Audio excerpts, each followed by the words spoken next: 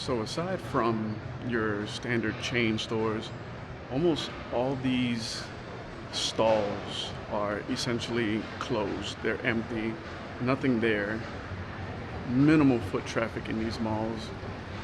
It's it's crazy to see.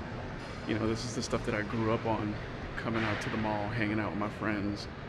And now it's kind of feels like a thing of the past. You have you have online shopping, you have the big malls with all the extravagant things going on and the latest trends and whatnot. And the malls of my time just can't keep up anymore, honestly. So it's only a matter of time before it just becomes a distant memory of the malls of the 90s no longer being around, repurposed for something else, who knows what.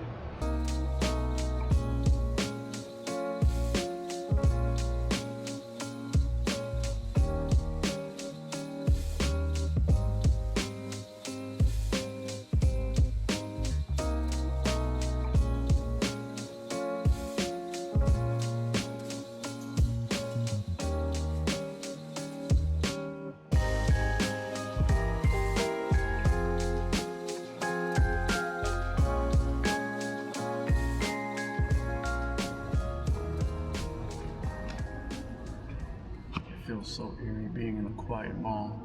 Usually it's very loud. I almost feel like I'm too loud and I'm speaking pretty low. This is crazy, man.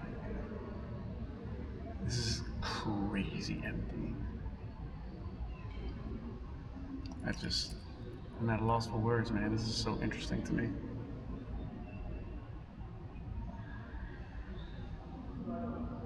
Truly an era that we're coming to a close on.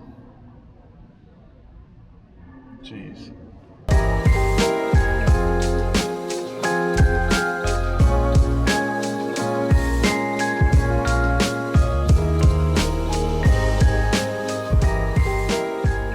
So while I was filming, one of the ladies who was walking around getting her laps in around the mall, she stopped and she asked me, "Hey, what are you doing? Why are you filming?"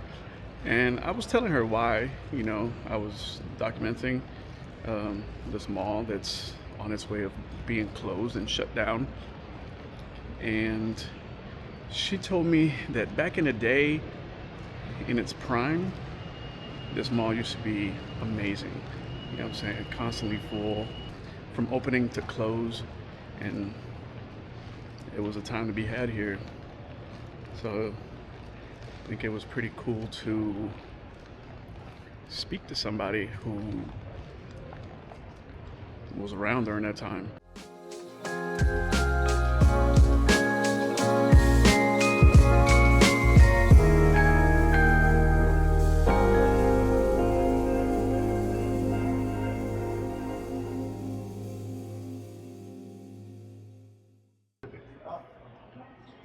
Now you see it's mostly elderly folk walking around, getting their steps, staying out of this Florida sun because it is extremely hot outside and the humidity will get you really, really fast. So I don't knock it, man. You have an empty mall and you can just clock your steps, maybe even get some food upstairs at the food court from the couple restaurants that are still open.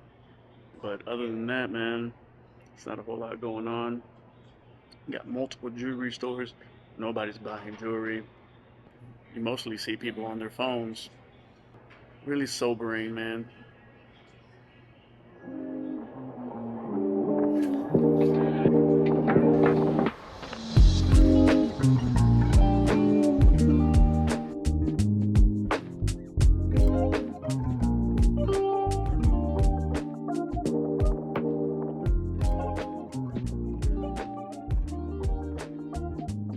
One thing is for certain,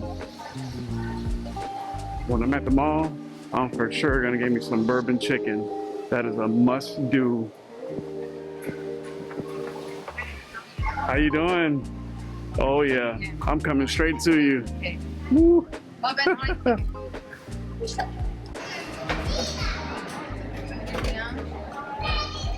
plantains.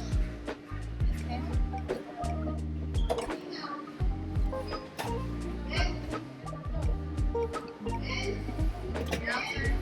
Oh.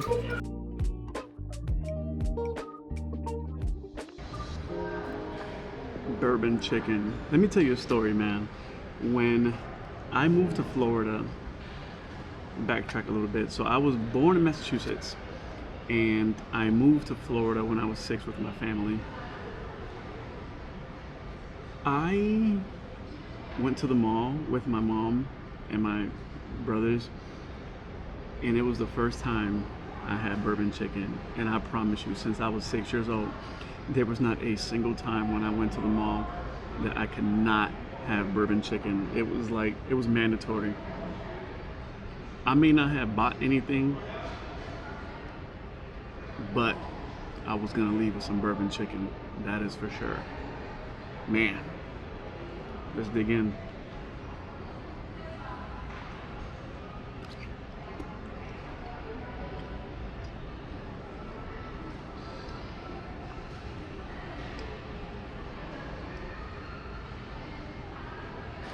It feels like the first time every time. Oh, it never changes. It's just, they perfected this. And it only tastes this good at the malls. If nothing stays once the malls are done and over with, the bourbon chicken has to keep going. It has to push on, because I don't know what I would do if I come to the mall, any mall, and they don't have bourbon chicken. I just leave. There's no point in me being there.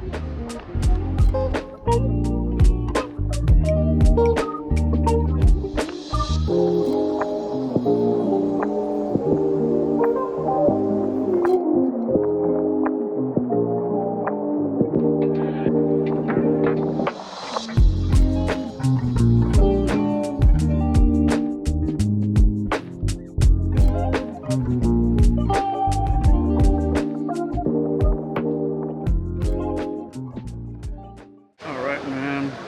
I think that about wraps it up for me here at the University Mall in Tampa, near the USF campus.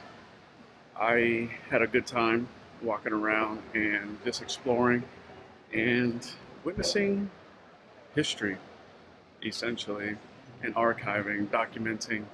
I had a really good time. So, shout out to Darkroom Labs for developing my film. You guys are amazing. I feel like the shipping time takes longer than the processing time, and I can't thank you guys enough for that, because I was giving up on film for a while because of the prices for film and developing, and how long it takes for us to get our scans back from some film labs, but not Darkroom Labs. You guys are legit. I trust you with my film. Going across the country from Florida to California. You guys are amazing. With that being said, thank you all for tuning in, and I will check you all on the next one. Peace.